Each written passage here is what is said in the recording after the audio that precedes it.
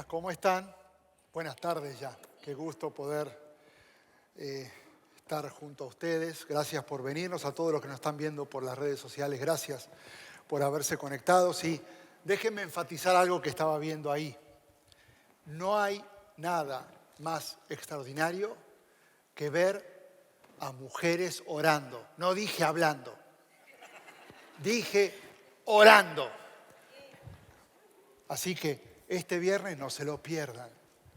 Nos van a bendecir a todos los hombres. Es necesario que ustedes se junten y estén buscando el rostro del Señor. Así que las animo, no se lo pierdan. A las 7 de la tarde, ¿verdad? Seguimos estudiando el libro de los Hechos. ¿Te está sirviendo? ¿Está sirviendo, no? Sí, bastante, ¿no? Y haciendo un poco de recapitulación, ¿cuántos se acuerdan lo que venimos enseñando? Claro, esto es lo que esperaba, nadie se acuerda nada. Es normal, porque nuestra memoria da hasta 36 horas, después la desconectan. Entonces déjame hacer como una recapitulación para que entiendas qué es lo que va a suceder y rápidamente contarte qué es lo que fue pasando. Es extraordinario ver cómo se va cumpliendo lo que Jesús les había dicho a los discípulos en Hechos 1:8. ¿Se acuerdan? Les dijo, cuando venga el Espíritu Santo, sobre ustedes van a recibir poder y van a ser testigos, primero en Jerusalén. Si tuviéramos que hacer un check, ya está. Después en Judea, ya. Después en Samaria, ya. Y ahora los confines de la tierra. Ya el etíope se fue a Etiopía, ya se regó todo por allá. Y ahora Pablo y Bernabé están subiéndose un barco y se están haciendo un viaje misionero. Se está cumpliendo lo que Jesús había dicho. Algo que me llama la atención, los seguidores crecen cada día más. Por ende, la valentía por predicar cada día crece más. Por ende, la persecución crece cada día más. Y hay algo que me llama la atención de la persecución. En realidad no se produce porque solamente hay un crecimiento de una nueva ideología religiosa, sino la persecución sucede porque nadie piensa renunciar a decir la verdad a pesar de las amenazas. Y todo esto comienza en Hechos 4, estoy haciendo todo un repaso, ¿no? ¿Te acordás que todos los oficiales y todos los fariseos llaman a Pedro y Juan y le ordenan, versículo 18, terminantemente que dejen de hablar y enseñar acerca del nombre de Jesús? Ellos dos responden, ¿será que es justo delante de Dios obedecerles a ustedes en vez de obedecerles a Él? Júzguenlo ustedes mismos. Nosotros no vamos ni podemos dejar de hablar de lo que hemos visto ni oído. Comienza la persecución. Y escúchame, déjame decirte algo. Cuando un día a nosotros, a vos y a mí como iglesia, nos pidan disfrazar la verdad de Jesús y tengamos que contestar de la misma manera que Pedro y Juan, comenzaremos a ser perseguidos. Los primeros 12 capítulos de Hechos se resalta a Pedro, pero en el capítulo 13 hay un giro en la historia y ahora Pablo va a ser el nuevo protagonista. La semana pasada, si te acordás, vimos cómo Pablo y Bernabé comienzan este viaje, primer viaje misionero, enviados desde la iglesia de Antioquía, sin saber lo que pasaría. Al comenzar a enseñar y experimentar el mover del Espíritu Santo, comienzan a tener en todos los lugares donde están oposición. Mirando este primer mapa, para que te ubiques, recordá que salen de Antioquía, viajan 24 kilómetros al puerto, de ahí toman un barco, van a Salamina y van a la capital de Chipre. Y ahí conocen al gobernador Sergio Paulo, que es impactado por la verdad, y el hechicero, que es Elimas, al enterarse, se opone y procura apartarlo de la fe al gobernador. Después de ahí toman un barco, se van a Pergue, caminan a Antioquía. Esta no es la misma Antioquía, es Antioquía en la región de Pisidia, donde los mismos judíos los expulsan de ver cómo predicaban en una sinagoga repleta de gente, de judíos y también y de gentiles, y los mismos judíos comienzan a estar celosos y los echan. Y después de que los echan de Antioquía, ellos hacen algo que el pastor Ramón lo explicó la semana pasada, y no sé si te acordás. Hechos 13:51. Se sacudieron el polvo de los pies en señal de protesta contra la ciudad y se fueron a Iconio. En realidad, ellos estaban haciendo lo que Jesús les había enseñado en Marcos 6:11, que dijo: y en cualquier lugar que no os reciban ni os escuchen, al salir de ahí, sacúdanse el polvo de la planta de vuestros pies en testimonio contra ellos. Cuando Jesús les enseñó a sacudirse el polvo a sus discípulos, lo hizo con el fin de que al ser rechazados, antes de que reaccionen, antes de que se pongan violentos, antes de que se enojen, despejen de su mente todos esos pensamientos y no hagan nada. ¿Aprendiste a sacudirte el polvo ya? Porque hoy necesitamos seguir sacudiéndonos el polvo. Sacudirse el polvo de los pies te va a ayudar, y a vos y a mí, a no enfocarnos en nuestras heridas, sino en el perdón y la gracia de Dios para aquellos que nos lastimaron. El sacudirnos el polvo de los pies es poner cada recuerdo doloroso en las manos de Jesús y dejar que Él las cargue. ¿Te sacudiste el polvo? ¿Te volviste a sacudir esta semana? Porque es necesario que pasemos al capítulo 14. Fuera. Dejaste todo. ¿Estás listo? Porque ahora van a Iconio. Iconio está cerca de Antioquía. Todas las flechas blancas son el capítulo 13. Ahora comienza el camino a partir del el capítulo 14. Y de Antioquía se va a Iconio. Y vuelven a vivir en Iconio lo mismo que Antioquía. Déjame leerte lo que dice. En Iconio, Pablo y Bernabé entraron y, como de costumbre, en la sinagoga judía comenzaron a hablar de tal manera que creyó una multitud de judíos y de griegos. Así que como toda la gente estaba dividida, los que estaban a favor de ellos y los que estaban en contra, Hechos 14:5, hubo un complot tanto de los gentiles como de los judíos, apoyados por sus dirigentes, y los empezaron a maltratar y a apedrear. La historia se repite, ¿no? Entonces, ¿qué hacen? Otra vez, olvidémonos. Y en vez de y se van de Iconio, ahora van hacia Listra. Y en Listra, mira lo que sucede. Vivía un hombre lisiado de nacimiento, que no podía mover las piernas y nunca había caminado. Estaba sentado escuchando a Pablo. Evidentemente ahora Pablo no estaba hablando en la sinagoga, estaba caminando por las calles. Y él estaba ahí, tirado, y empezó a escuchar lo que Pablo estaba diciendo. Y él, al reparar en él y ver que tenía fe para ser sanado, Pablo le ordena con voz fuerte: ponte en pie y enderézate. ¡Ájale! Y el hombre dio un salto y empezó a caminar. Imagínate, 100 Iconio, 100 Antioquía, 100 Pafos. Se armó lío la que se armó acá.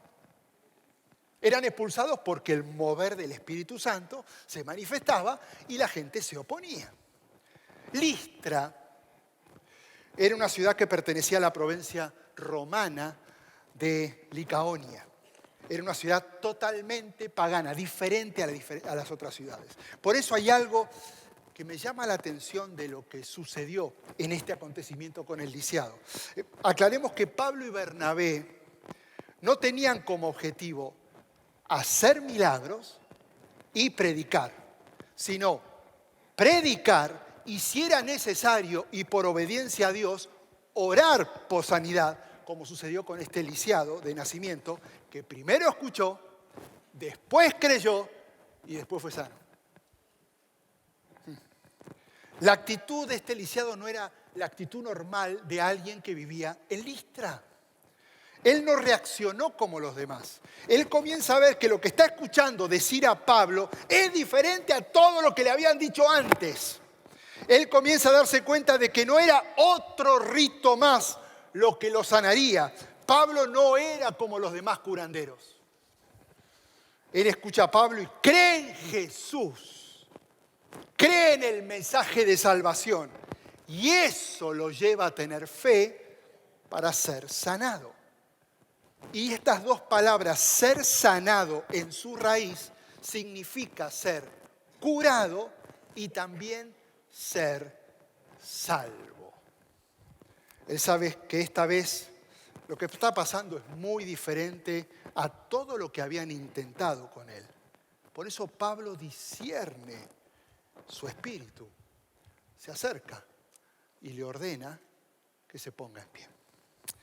Ahora, todos los demás que estaban mirando esta escena, lisiado, Pablo orando, le ordena, salta, imagínate la que se arma, todos mirando, todos reaccionan de una manera totalmente diferente al lisiado, pero de una manera normal a lo que se esperaría a una sociedad y a lo que era la cultura de Listra, una ciudad pagana. Entonces en Hechos 14:11 dice que al ver lo que Pablo había hecho, los demás comenzaron a gritar en el idioma de Licaonia: los dioses han tomado forma humana y han venido a visitarnos. Ellos habían escuchado el mismo mensaje que Pablo, pero el lisiado había entendido lo que Jesús había hecho. Los demás ahora estaban deificando a ellos dos. Evidentemente este pueblo tenía una característica que, además de ser pagano, era supersticioso. Esta práctica de deificar a las personas era común en esta clase de poblaciones y en esta clase de culturas. Sin más, podemos ir a Hechos 12, verso 12, y vamos a leer que Herodes, vestido con ropaje real y sentado en su trono, le dirigió un discurso al pueblo y la gente le respondió a ese discurso: voz de un Dios, no de un hombre. Lo están deificando. La diferencia es que él se lo creyó y al instante un ángel del Señor lo hiere de muerte por no haberle dado la gloria a Dios. Interesante que la superstición surge como consecuencia del desconocimiento de la persona de Dios y su palabra. La superstición es asignar poder a una creencia o a una práctica sin que las Escrituras revelen que esa creencia o esa práctica es verdadera. En otras palabras, escúchame bien, escucha bien. Si someto mis pensamientos a las Escrituras, me voy a guiar siempre por la revelación de Dios y el resultado será mi adoración a Dios. Ahora, si someto las Escrituras a mis pensamientos, siempre me voy a guiar por la revelación de mi propio yo y terminaré haciendo cosas incorrectas, transformándome en un supersticioso. El supersticioso es abierto a las verdades divinas, es sensible a lo sobrenatural, pero lo procesa todo a través de un corazón que todavía no ha sido transformado por Dios. Por eso el supersticioso va a usar de una mala manera su imaginación, porque en el fondo lo que quiere es agradar a Dios. Y aunque Dios se complace en nuestra creatividad, cuando se trata de adorarlo y de servirlo, Él estableció la manera para hacerlo en su palabra. Y así debe ser. Por eso, el problema no es el gato negro. Pobre gato. El problema no es el espejo roto y los 7 años y que... El problema no es la pobre escalera. Escúchame. El problema es que busques a Dios por creer que algo malo te va a pasar después de ver un gato negro, después de romper un espejo o después de haber pasado por una escalera. La superstición es la mezcla de ideas carnales con ideas divinas. Y déjame serte claro, Dios no se revela a través de gatos, espejos o escaleras. Dios únicamente se revela a través de su verdad. Y nada más. Ahora, ¿qué dice la verdad? ¿Estás listo? Aplaudiste. Ahora escuchá lo que va a decir la verdad, porque dijimos que se revela a través de su verdad. Así que podemos decir con toda confianza, el Señor es el que me ayuda, no voy a temer. ¿Qué me puede llegar a hacer un simple mortal? Déjame parafrasearlo. ¿Qué me puede llegar a hacer un gato? ¿Qué me puede llegar a hacer una escalera? ¡Nada! Jeremías 17:7. Bendito el hombre que confía en el Señor y pone su confianza en Él. Porque esa confianza en Él va a hacer que sea como un árbol plantado junto al agua que extiende sus raíces hacia la corriente y no teme que llegue el calor. Y sus hojas están siempre verdes en épocas de sequía y no se angustia y jamás deja de dar fruto. Por poner tu confianza en el único que hay que poner la confianza, en el Señor Jesucristo. Ahora, terminé la introducción. Porque necesitabas tener claro todo esto, hacer un repasito, entender lo que es la superstición, para ahora ir a la aplicación. Y quiero compartirte las aplicaciones que he podido encontrar. Y si hoy estás en este lugar y estás batallando con pensamientos supersticiosos, primero déjame decirte algo, te amamos. Y estamos muy felices que seas parte de la familia de Champion Forest.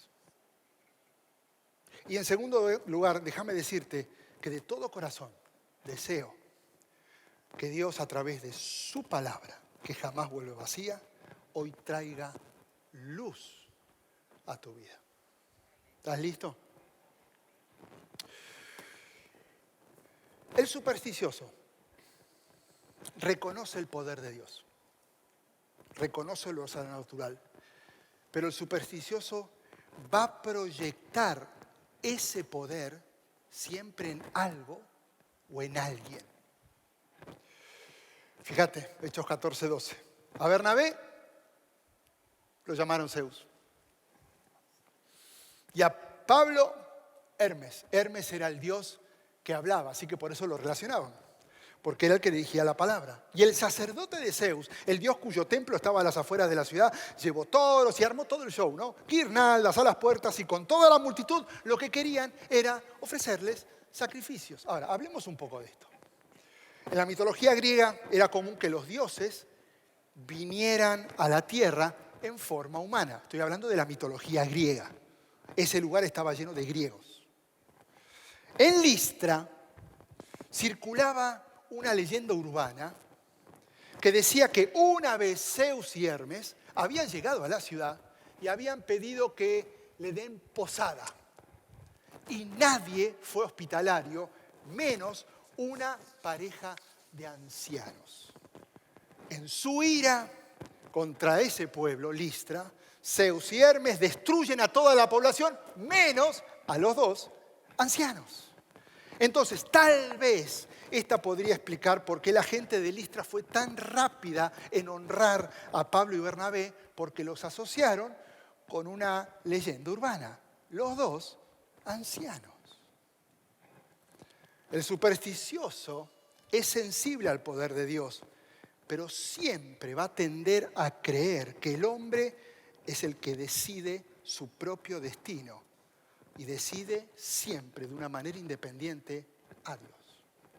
El supersticioso cree en los mitos, por eso echa a volar la imaginación y relaciona historias míticas con hechos que lo marcan, como el de ahora. El supersticioso cree en el horóscopo porque le dijeron que funciona. Así que reconoce el poder de Dios, pero va a proyectar el poder de Dios en su signo zodíaco. Por eso lo lee y le hace caso todas las mañanas. Lo que experimenta el supersticioso no es otra cosa que engaño, idolatría y desconocimiento de la verdad. Y la palabra es muy clara en Levítico: no se vuelvan a los ídolos inútiles, ni se hagan dioses de metal fundido. Yo soy el Señor, tu Dios. En Dios está la verdad y eso es más que suficiente. Entonces, yo que estoy batallando con estos pensamientos, ¿qué tengo que hacer? Bueno, ¿qué actitud debo tomar? Tal vez deberías reflejarte y tomar la decisión de tomar la actitud de Pablo y Bernabé, porque ellos reconocían el poder de Dios y en realidad no lo proyectaban, lo proclamaban y lo anunciaban. Mira Hechos, versículo 14. Al enterarse que la gente los deificó, los apóstoles, Bernabé y Pablo, se empezaron a rasgar las vestiduras y se lanzaron contra la multitud, gritando: no puede ser, ¿por qué están haciendo esto? Nosotros somos hombres mortales como ustedes. Las buenas nuevas que nos anunciamos son que dejen esto, justamente lo tienen que dejar, que no tiene valor, y se vuelvan al Dios viviente que hizo el cielo, que hizo la tierra, que hizo el mar y todo lo que hay en ellas. En épocas pasadas, Él permitió que todas las naciones siguieran su propio camino. Sin embargo, no ha dejado de dar testimonio de sí mismo haciendo el bien, dándole lluvias del cielo y estaciones fructíferas, proporcionándoles comida y alegría de corazón. Ante la reacción de la gente, los apóstoles se rasgan las vestiduras, que era una señal de dos cosas. Número uno, soy humano como vos, tengo los mismos problemas que vos. Y número dos, es una reacción instintiva judía contra algo que era una blasfemia. Al rasgarse las vestiduras, Pablo y Bernabé están proclamando que en realidad ellos no eran merecedores de ser amados por Jesús. Pero justamente la buena noticia es que si creemos por su gracia, tenemos salvación gracias a la obra redentora de Jesús y somos perdonados de tal manera que tenemos vida eterna. No hay persona sobre la faz de la tierra que no sea amada por Dios. Por eso cuando Él extendió sus brazos en la cruz del Calvario, Él estaba diciendo: te amo tanto,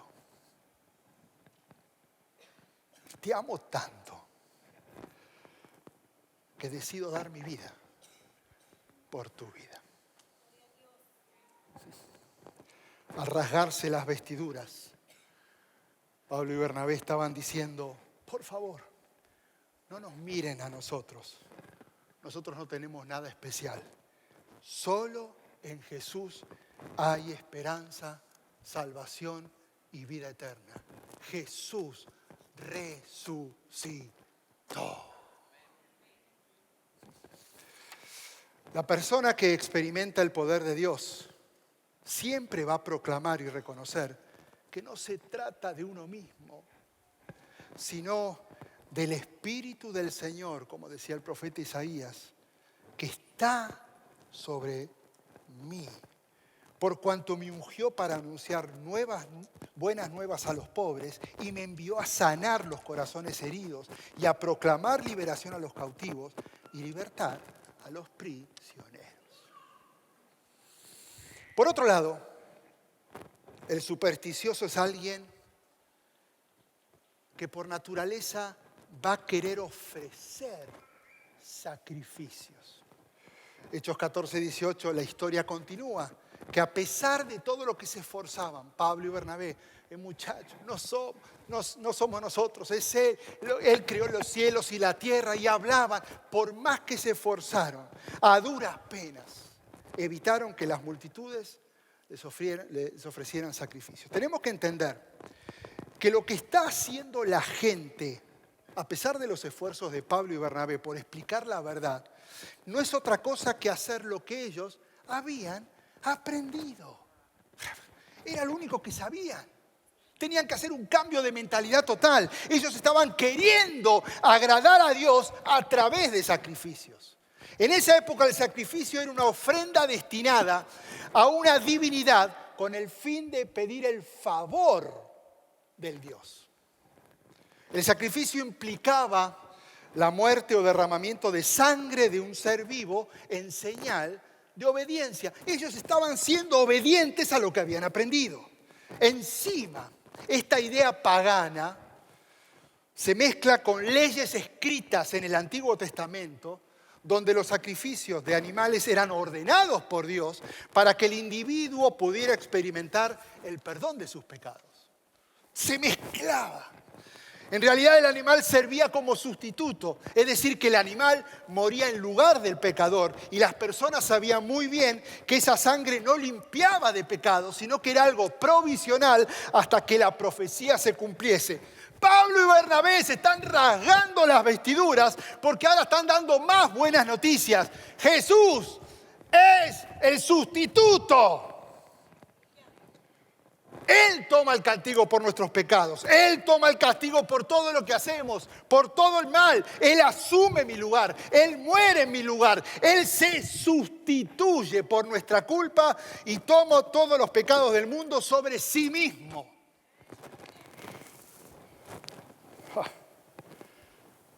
Pero pastor, entonces, ante esto, ¿qué actitud debe tomar el supersticioso? No está fácil lo que me está diciendo. La de Pablo y Bernabé. Entender que nosotros no ofrecemos sacrificios. Somos sacrificios vivos, dispuestos a sufrir y a morir por amor a su nombre. Hechos 14, 19. En eso llegan de Antioquía y de Iconio otros judíos. Y empiezan a hablar con los que los habían deificado. Son los dioses, son los dioses. Ahora estos judíos empiezan a hablar con ellos. No es verdad, es blasfemia, no es verdad. Y ahora, los mismos que los deificaron, ahora comienzan a apedrear a Pablo y lo arrastran fuera de la ciudad creyendo que estaba muerto. Las piedras volaban por el aire. Imagínatelo. Y una de ellas le hiere en la cabeza a Pablo. Pablo se desploma y ahora docenas de piedras de todos los tamaños siguen cayendo sobre él mientras se escuchan los gritos. Es un blasfemo. Es blasfemia. Pablo trata de incorporarse. Su cuerpo está sangrando, pero no puede. Son demasiadas las piedras que recibe. Finalmente cae y deja de moverse. Las piedras del odio, las piedras del fanatismo siguen golpeando. Está muerto, grita uno. Por fin, responde el otro. Sus rostros muestran una sonrisa maligna. Hemos vencido, dicen unos. Hemos triunfado, agregan otros. Charcos de sangre rodean el cuerpo de Pablo. Se ven las marcas que las rocas dejaron como signos silenciosos del rencor religioso. Algunos hombres de la multitud lo arrastran afuera de la ciudad. ¿Qué están llevando?, pregunta un caminante. Basura pesada. Nada más que basura, responde uno. La noche se va acercando y uno a uno los criminales se van retirando hasta que cuando queda solo finalmente otro grupo que estaba más distante se anima a acercarse para ver cómo está Pablo. Muchos de ellos están llorando, como si el apedreado fuera un familiar. Unos pocos con miedo se animan a tocar su cuerpo, que ya está cubierto con un sudor frío. No tiene pulso. Y algunos aseguran que ya no respira. Nadie puede sobrevivir a algo así, dice uno de los discípulos. El sol se está poniendo lentamente en el horizonte y hay un profundo silencio. De repente, milagrosamente, el apóstol comienza a mover sus manos, sus pies, y con su rostro desfigurado y cubierto de sangre, comienza a querer incorporarse. Algunos lo ayudan y tratan de detener el sangrado que tiene en casi todo el cuerpo. Y luego de un buen rato y casi balbuceando, Pablo les dice: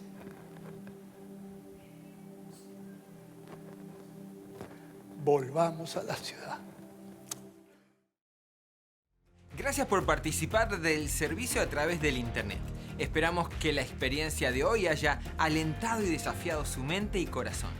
En Champion Forest nos apasiona ayudar a las personas a conocer a Dios, a crecer en su relación con Él y con los demás, mientras todos, como cristianos, hacemos una diferencia en el mundo. Nos encantaría tener la oportunidad de hablar y orar con usted. Le invitamos a que ingrese a championforest.org/conectar para que podamos estar en contacto.